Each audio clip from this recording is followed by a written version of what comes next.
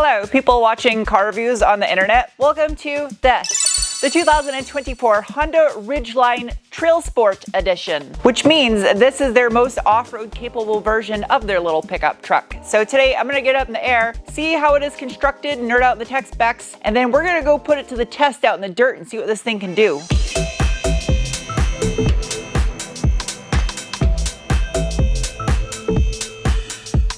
Thing's got some rugged meats on it.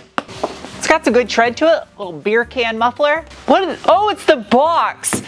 I was wondering why is the Tupperware stuck under this thing? A drain plug. It's got a hitch, and this thing is capable of towing 5,000 pounds with a maximum tongue weight of 600 pounds. Stainless steel, dual exhaust. Out back, the Ridgeline utilizes a mostly steel in construction, multi-link rear suspension with mostly tubular links, might I add. Aluminium knuckles, however. Unique to the Trailsport edition, though, are these SOX coilover dampers. While they are off-road tuned, they did not increase the ride height for the Trailsport edition, though. As far as the rear anti-sway bar goes, which is mounted in a little bit of a strange location, measures in at tiny 17 millimeter in diameter. Housed in the center of this rear steel subframe is a Mitsuba twin clutch rear differential unit with a 4.33 final drive ratio. It is the same on the Trailsport edition as all the other models.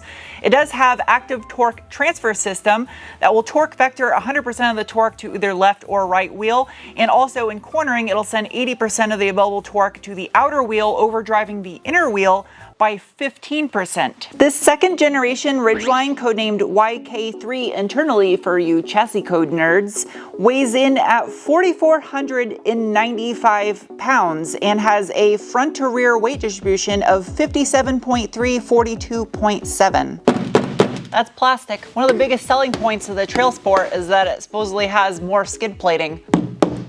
Plastic protecting the plastic. There's a little steel hoop right here though to help protect the front of the fuel tank. Okay, muffler number 3, huge. Muffler number 4, I guess you can count the rear ones on the tips as resonators. Exhaust system mid-pipe measures in at 57 millimeter in diameter, about 2¼ inches SAE.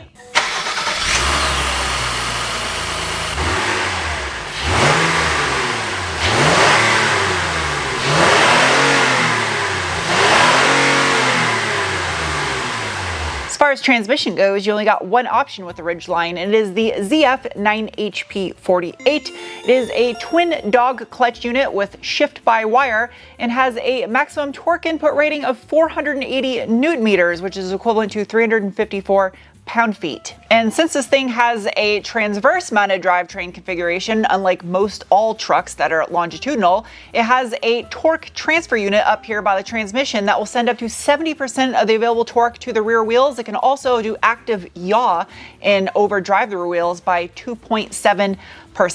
Up front, the Ridgeline utilizes a blend of aluminium and steel McPherson strut style front suspension. It has aluminium lower control arms, cast iron knuckles that are raw and unpainted. As you can see, they're turning back into the earth. And again, paired with those SOX coilover dampers, front anti-sway bar measures in at 25 millimeter in diameter. That's it? I mean, it's steel, but that's all I get for a skid plate. Really? I guess that's it. That's the skid plating upgrade for the Trailsport. Just this little one right here by your oil pan. I mean, it counts there, but I mean, don't get me wrong, it's super thick. That measures in at 0.1925 inches. I was expecting the entire underside, transmission and all, being protected. I guess it would generate a lot of heat since it's a transverse V6 and you have all this exhaust right here, but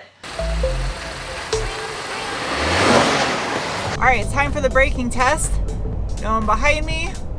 Ready, go. Okay, wow.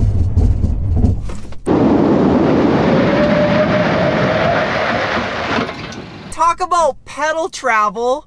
I thought my foot was literally gonna go through the floor. The brakes just went like a mile.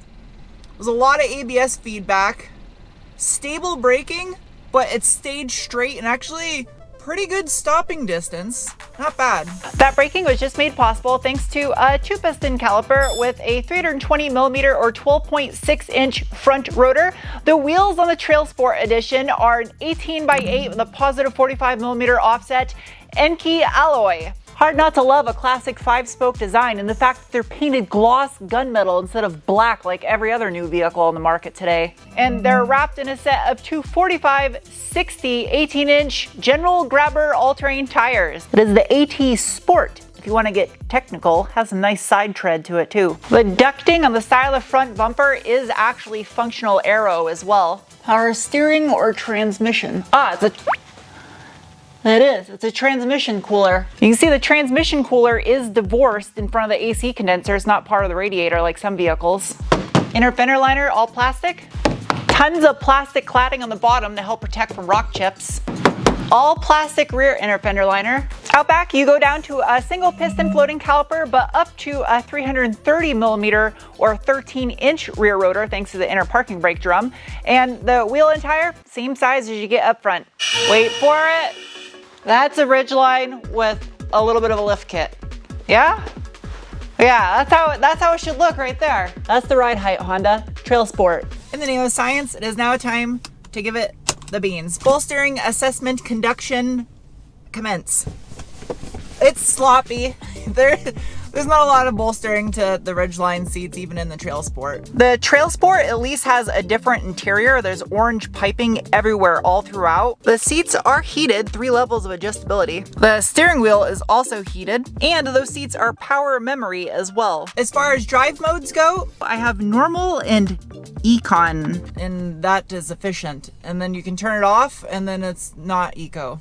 I can also press the button in the center for the drive-by-wire shifting. Earlier when I said it was shift by wire, that's what I mean. It's all buttons. Press this for drive, or again for sport. Old school floor-mounted parking brake. I also have some off-road drive modes that I guess you could use on-road too. It just kind of controls how the all-wheel drive system functions. In the center of the tack, I have some gauges I can go through. All-wheel drive torque distribution, maintenance, tire pressure, nothing. Brightness. To defeat traction control, just press the button over here. There's also some quick access buttons for features like pissed off cones and telepathy windshield wipers. Give this thing a little assistance and let it eat. Ready? Go. Oh, that was more aggressive than I was expecting. There's like a little delay and then just, it went. It sounds so good. That's good enough.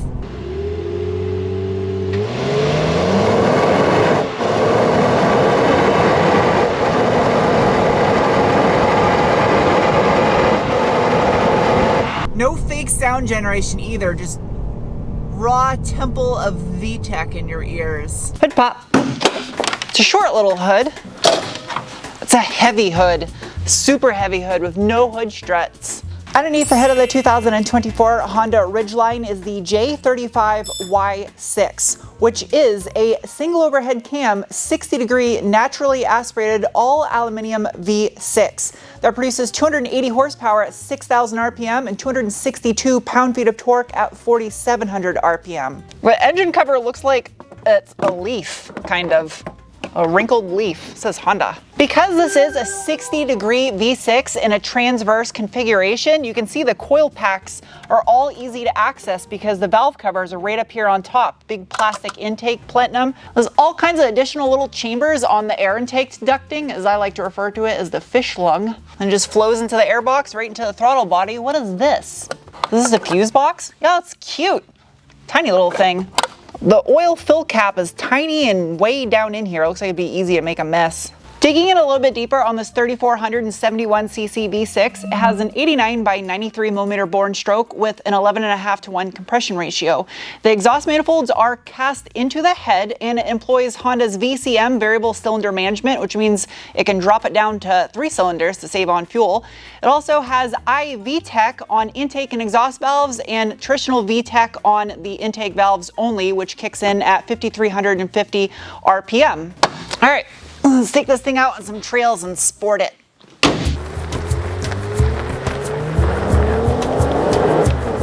So I have done this hill climb with a Honda Ridgeline a few years back, and I was kind of shocked at the results. I'll put a link to that video up above if you want to watch it, but I want to see if the Trailsport edition actually makes any bit of a difference. And I'm thinking these tires probably might. So as far as off-road modes go, I can press this little picture of a Ridgeline where I can go from normal to snow to mud to sand. Each one of those correlates to the amount of all-wheel drive bias as well as your throttle, how responsive or touchy it is in a nutshell. Sand's most appropriate. I mean, I'm in a desert and this is mostly loose sand with packed sand. Not getting a run up at it, also not deflating any air out of the tires. Didn't want to give this thing any advantage. And it doesn't have any trail cam. You would think it would for an off-road model. Oh, wow. Dude, this thing is struggling right here. I almost gave it too much credit. I really wish I had trail cam. The all-wheel drive mode though, Honda's iVTM4 is like the best when it comes to smart robots. Probably one of the best all-wheel drive systems in that aspect I've ever tested. It was so stable at braking when it needed to and transferring the power when it needed to. Run, little ground squirrel. For the hill descent, I'm gonna keep it also in sand mode, and I don't have a hill descent control, but I'm not complaining because I never use hill descent control when a vehicle has it. I just think it's kind of a stupid feature. And I really wish I had a trail cam. I have no idea what line I should be taking, where my line is. I think that's about it. You can hear plants scraping the underside because this thing only has 7.6 inches of ground clearance. Whoa! Tire off the ground. A little bit of slide, but not bad. Yeah, these tires did make a massive difference. Clear the bottom without scraping. More ground clearance would have been nice, or some different bumper covers like you get on the Maverick Tremor package. I have a slight suspicion that this has the potential to become a champion on the Rally Special stage. The Maverick Tremor right now, maybe the Subaru Crosstrek just behind it, is at the top for performance on this. So let's see what this thing can do. I'm gonna put it in sport, let it eat. Go. VTEC. Sounds so good. All right. Very, very touchy, actually. With the mud. Super, super touchy now with all this grip in these tires. That's noticeably different from last time. These dampers, I mean, they're better. They're better. I'll give it that. It's a little softer, less jarring over the stuff. So sharp though, so crisp. Very neutral, it's not really under or oversteering. It sounds so good. I scraped a little bit right there, so that's the lack of ground clearance. It's a shame that, oh, I got a little oversteer. Shame you don't get any more ground clearance with this package.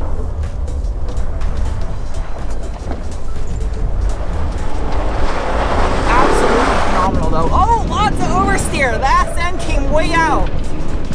Good. Yeah, there's the one spot back there though I'm actually bottoming out a little bit, and I never bottom out there when I do the Rally Special stage. So ground clearance is an issue with this trail package. Well, that's a tailgate handle. Obviously you know what that's gonna do, but underneath here, there's a thingamabobber so you can open it sideways. Well, that's nice and flat. Interesting looking spring mechanism, how that works. Got a little cable and everything. Also, this little compartment is lockable. A donut for a spare tire on an off-road package. A little car jack. Oh my God.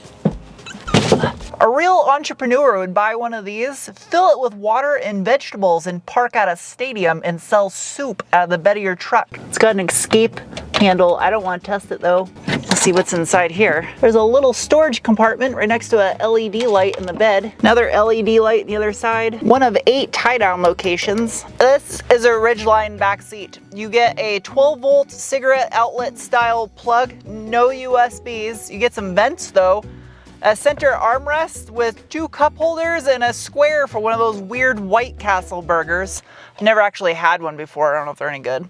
The Trailsports say floor mat. Wireless phone charger, USB and USB-C, and new for 2024, an extra wide slot. And for the price, as you should expect, it's full of modern safety and tech features. Power fold mirrors. I only wish it did it when you lock the doors though. It does have a tri-zone digital climate control. You have either left or right, but also the rear. As far as the infotainment screen goes, it is touchscreen, but they give you some physical buttons off to the side. And also, when it's dark out, the cup holders and accent lights are orange as well. The sound system for only having a little over 200 watts is not bad. If you own a Ridgeline, what the hell is this for? This is driving me crazy. And this area is notorious for being cheap in vehicles. Hondas? Oh, that's fancy. And it's soft padded up in here. It also has a power moon, star, sun, everything sky roof, and the map lights look like headlights on a $250,000 RV. Also new for 2024, it's got a bigger bin. The number one takeaway of this interior that I can tell you is if you buy one of these brand new, it is the most powerful new car smell you will ever smell on any new vehicle. And that's a good thing. The biggest highlight about this thing to me is that it still has a Honda V6 with traditional VTEC, because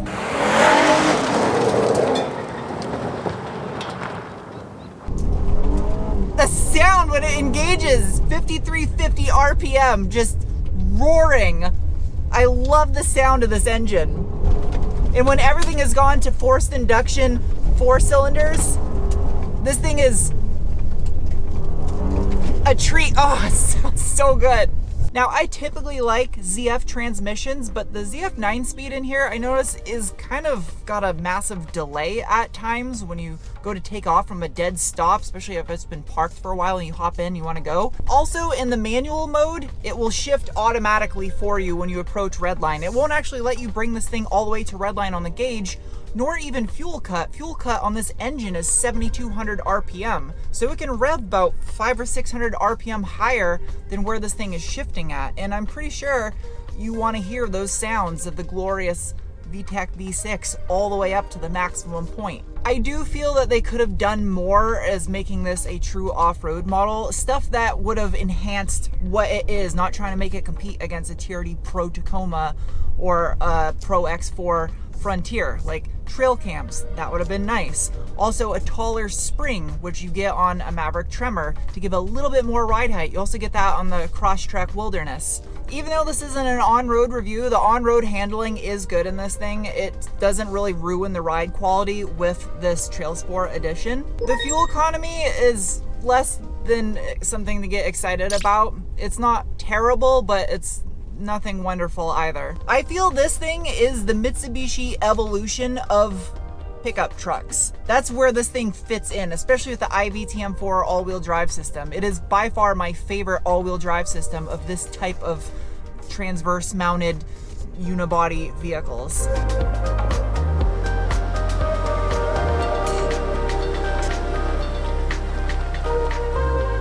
It is now time to give this thing some scores, starting with the beans score, the assessment of the feeling you get in your gut when you give it the beans. And the Ridgeline Trailsport gets a rating of. Next is the cookie score, the assessment of value, and as this is equipped in the mid to upper 40s, it's getting a rating of. Next is the wrench score, the assessment of ease of maintenance, and this Ridgeline gets a rating of. Next is the meatball score, the assessment of off-road capabilities, and the Trailsport edition gets a rating of. Oh, that's so sad! That thing just went so far away. Oh no, where did it go? It's got cactus thorns in it. My foam finger is full of cactus thorns. That's how you know the earth is that much of an asshole that even a fake foam finger can get stabbed. Oh, they're really in it.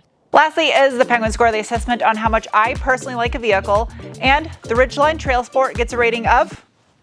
The Ridgelines get kind of a bad rap in the truck bro community because it's not really a truck. It's not meant to be. Think of it as a modern day ute. It's like an El Camino or a Ranchero or a Brat. If you look at it in those terms, it's an excellent one of those. And it's just a little pricey when you look at it compared to a Maverick though. Anyway, I hope you guys enjoyed this review. I'll see you soon with another. Bye!